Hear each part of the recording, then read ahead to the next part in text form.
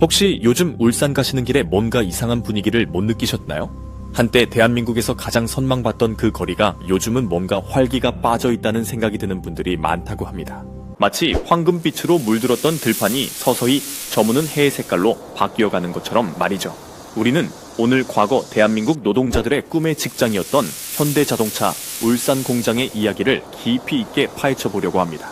이것은 단순한 한 회사의 이야기가 아닙니다. 대한민국 제조업 전체의 미래를 결정할 수 있는 중대한 갈림길 앞에 선 이야기입니다. 지금부터 함께 시간의 터널을 거슬러 올라가 보겠습니다. 1987년 여름 울산으로 말이죠. 그 시절 현대자동차 공장의 거리는 어떤 모습이었을까요? 붉은 머리띠를 두른 수천의 노동자들이 거리를 가득 채웠습니다. 한 목소리로 구호를 외쳤습니다. 하루 14시간을 일해도 제대로 된 임금을 받지 못했고 작업 중에 다쳐도 회사는 책임을 지지 않았습니다.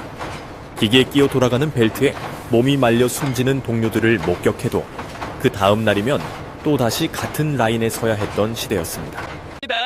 구독, 좋아요는 좋아 여러분을 풍요롭게 해줍니다. 부탁드릴게요. 그것이 1987년 현대자동차의 현실이었습니다.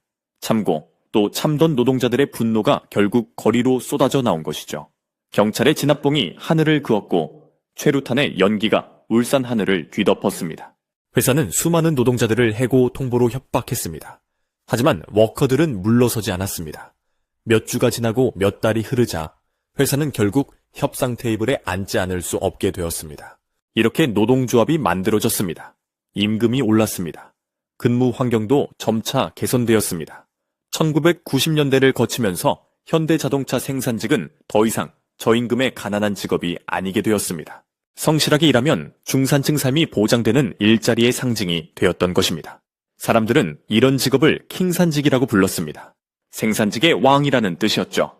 고등학교만 졸업해도 들어갈 수 있는데 대기업 부장급 연봉을 받을 수 있다니 정말이지 꿈만 같은 일자리였습니다. IMF 외환 위기가 닥쳤을 때를 생각해보세요. 수많은 대기업들이 줄도산했습니다. 그런데 현대자동차는 살아남았습니다. 노조는 자부심을 가졌습니다. 우리가 이 회사를 지켰다는 확신 말입니다. 2000년대에 들어서자 현대자동차는 세계 5위의 자동차 회사로 올라섰습니다. 노조원들은 진심으로 자랑스러워했습니다.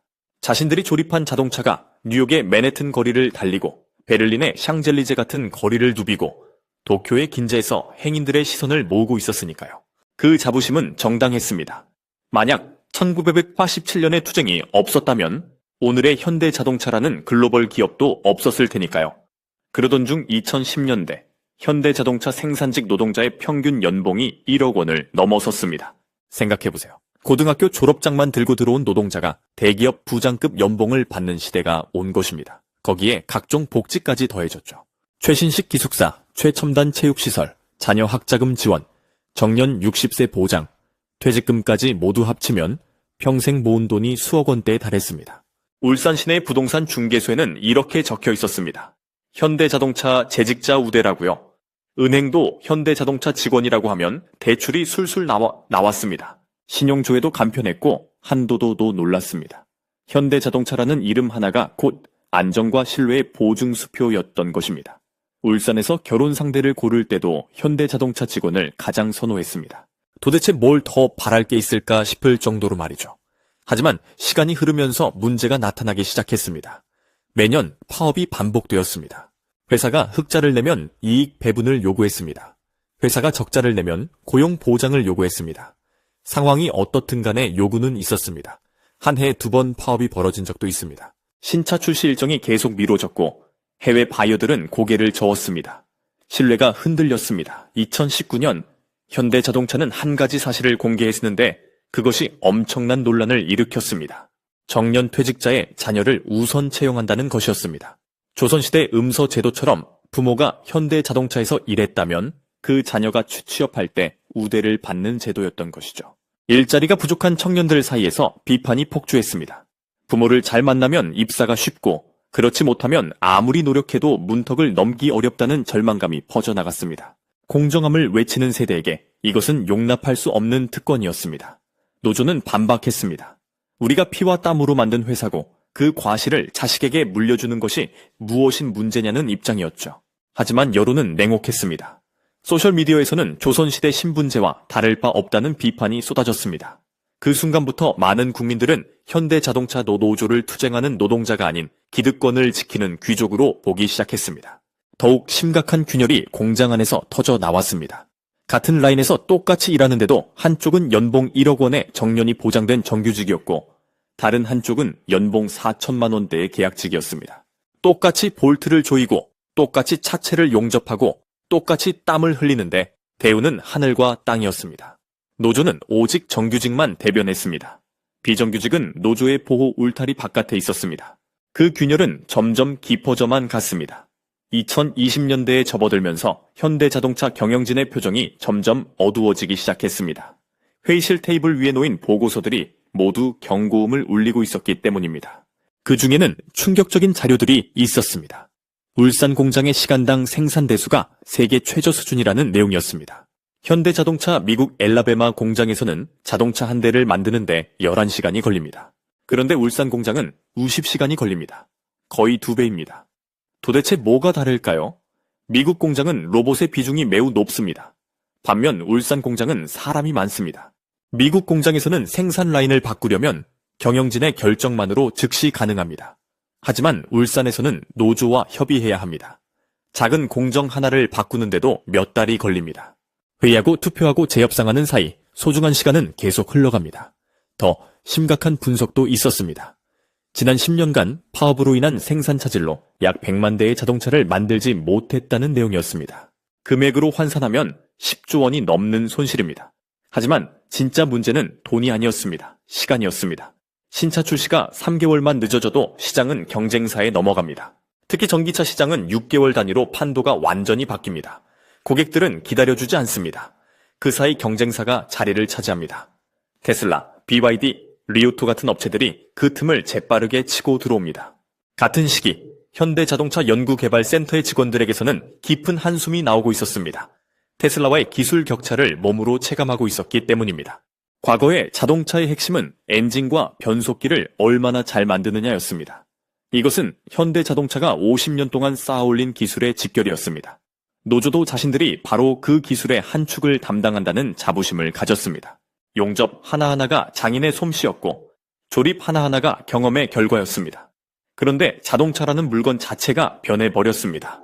이제 자동차는 바퀴 달린 컴퓨터입니다. 핵심은 더 이상 하드웨어가 아닙니다. 소프트웨어와 데이터입니다. 테슬라는 전 세계에서 수집한 주행 데이터를 인공지능에 먹입니다. 차가 거리를 달릴 때마다 데이터가 쌓입니다. 데이터가 쌓일수록 차는 더 똑똑해집니다. 소프트웨어 업데이트 하나로 성능이 확 달라집니다. 엔진을 분해하지 않아도 차는 진화합니다. 이런 격차는 단기간에 따라잡기 어렵습니다. 중국 전기차 업체들도 무섭게 성장하고 있습니다.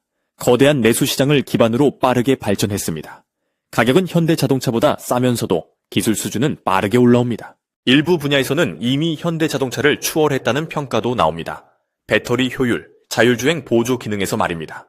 연구원들이 느낀 위기감은 이것이었습니다. 앞에서는 테슬라가 질주하고 있고 뒤에서는 중국 업체들이 맹렬히 추격하고 있는데 현대자동차는 그 사이에서 속도를 내지 못하고 있다는 절망감이었습니다. 마치 고속도로에서 앞뒤로 끼어 움직이지 못하는 자동차처럼요. 현대자동차 정의선 회장은 큰 결단을 내렸습니다. 미국 조지아주에 11조 원을 투자해 대규모 전기차 공장을 짓겠다라고 발표한 것입니다. 언론은 이를 미국 정부의 압박 때문이라고 설명했습니다. 미국에서 만든 체만 구매 보조금을 주는 법이 통과되면서 어쩔 수 없는 선택이라는 분석이었죠.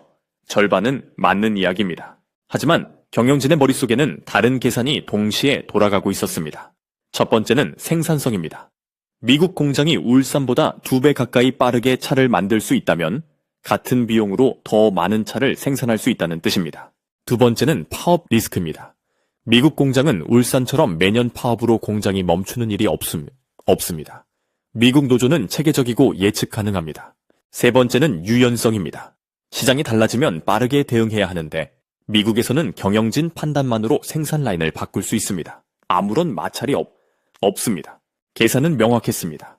한국에서 노조와 싸우며 돈을 쓰는 것보다 미국의 최첨단 공장을 짓는 것이 훨씬 합리적이었습니다.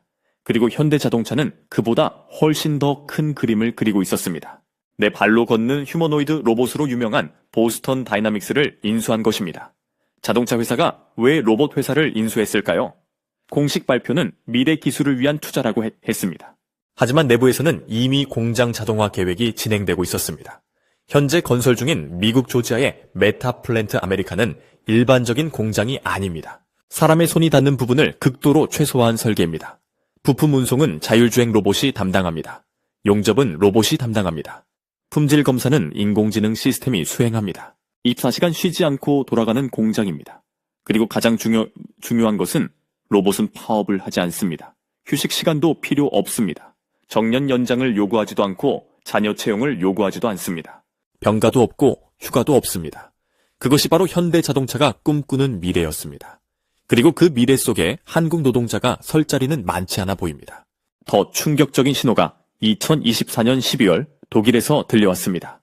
폭스바겐이 창사 87년 만에 처음으로 독일 내 공장 폐쇄를 검토하고 있다는 발표였습니다. 유럽의 자존심이자 독일 제조업의 상징이던 그 회사가 지금 무너지고 있습니다. 경영진은 직원들 앞에서 이렇게 말했습니다. 좋았던 시절은 끝났다고요? 공장 6곳 중 최소 2곳은 문을 닫을 수 있다는 경고도 나왔습니다. 왜 폭스바겐이 이 지경까지 몰렸을까요? 첫 번째 이유는 전환 실패였습니다. 내연기관 기술에만 집중하다가 전기차 시대의 시작을 놓쳤습니다. 게다가 디젤 배기가스 조작 스캔들로 소비자의 신뢰까지 잃었습니다. 두 번째는 중국 시장의 변화였습니다. 한때 중국 자동차 판매 1위를 자랑하던 폭스바겐은 전기차 시대가 열리면서 중국 업체들에게 추월당했습니다. 세 번째는 노사 구조였습니다. 높은 인건비와 경직된 협상 구조, 변화가 필요할 때마다 내부 갈등으로 소중한 시간을 허비했습니다. 그런데 여기서 섬뜩한 부분이 있습니다. 폭스바겐과 현대자동차의 상황이 너무나 비슷하다는 것입니다. 내연기관에서 전기차로의 전환이 늦어진 점, 중국 업체들의 빠른 추격, 강성노조와의 갈등, 생산기지를 해외로 옮기는 흐름까지 하나가 아니라 하나하나가 놀랍도록 닮아 있습니다. 그래서 이런 공포가 퍼졌습니다. 폭스바겐의 오늘이 현대자동차의 내일이 되는 것 아니냐는 두려운 말입니다. 어떤 면에서는 현대자동차가 더 위험할지도 모릅니다. 폭스바겐은 유럽이라는 거대한 내수시장이 있었습니다. 유럽연합 전체 인구는 4억 명이 넘습니다. 하지만 현대자동차는 한국이라는 5천만 명의 작은 시장에 더 의존합니다. 한번 주춤 앉으면 받쳐줄 안전망이 없습니다. 한국 시장은 포기할 수 없지만 한국만으로는 회사를 유지할 수 없다는 딜레마입니다. 울산 공장의 노동자들도 이미 변화를 피부로 느끼고 있습니다. 일감이 줄고 있기 때문입니다. 새로 나오는 전기차는 미국에서 생산됩니다. 신형 내연기관 차량도 미국 물량이 점점 늘어납니다. 반면 한국에는 구형 모델만 남습니다. 잔업이 줄었습니다. 특근이 사라졌습니다. 주말 근무는 드물어졌습니다. 월급은 아직 유지되고 있지만 미래가 보이지 않습니다. 공장의 온라인 게시판에는 이런 댓글들이 올라옵니다. 10년 뒤 울산 공장은 박물관이 될지도 모른다고요. 해외 생산지의 야근, 특근이 증가하는 반면 한국 공장의 가동률은 점점 떨어집니다. 이것이 산업 공동화라는 말입니다. 본사와 연구소는 국내에 남아있지만 정작 물건을 만들고 돈을 버는 공장은 해외로 빠져나가는 현상입니다. 현대자동차에서도 이 일이 조용히 진행되고 있습니다. 울산 공장이 파업으로 멈춰도 조지아 공장이 돌아간다면 회사는 버틸 수 있습니다. 리스크 분산이라는 명목 아래 생산 기지의 비중이 서서히 줄어들고 있습니다. 그렇다면 한국에는 무엇이 남을까요? 높은 임금을 받지만 일감이 없는 노동자. 겉으로는 킹산직이지만 내용물은 텅 비어가는 직장. 화려한 과거만 남고 미래는 불명확한 그런 일자리 말입니다. 노조는 여전히 자신합니다. 우리가 파업하면 생산이 멈춘다고요. 그렇게 믿고 있습니다. 하지만 회사는 이미 알고 있습니다. 울산이 멈춰도 미국이 돌아간다는 사실 말입니다. 한국 노조가 싸우는 동안 회사는 그 싸움 없이도 돌아가는 방법을 이미 만들어 놓았습니다. 노조의 협력이 없어도 충분하다는 뜻입니다. 이제 선택의 순간이 다가오고 있습니다. 노조는 계속 같은 방식으로 싸울 것인가, 아니면 변화할 것인가. 이 두 길 중 하나를 골라야 합니다. 계속 싸운다면 회사는 더 빠르게 해외로 떠날 것입니다. 10년 뒤에 노조는 승리를 외칠지도 모릅니다. 하지만 그때쯤 공장은 이미 텅 비어 있을 수도 있습니다. 기계만 돌아가고 사람이 없는 그런 공장 말입니다. 변화를 선택한다면 어떻게 해야 할까요? 생산성을 높이는 파트너가 되어야 합니다. 로봇과 공존하는 방법을 찾아야 합니다. 비정규직과 이익을 나누는 구조도 고민해야 합니다.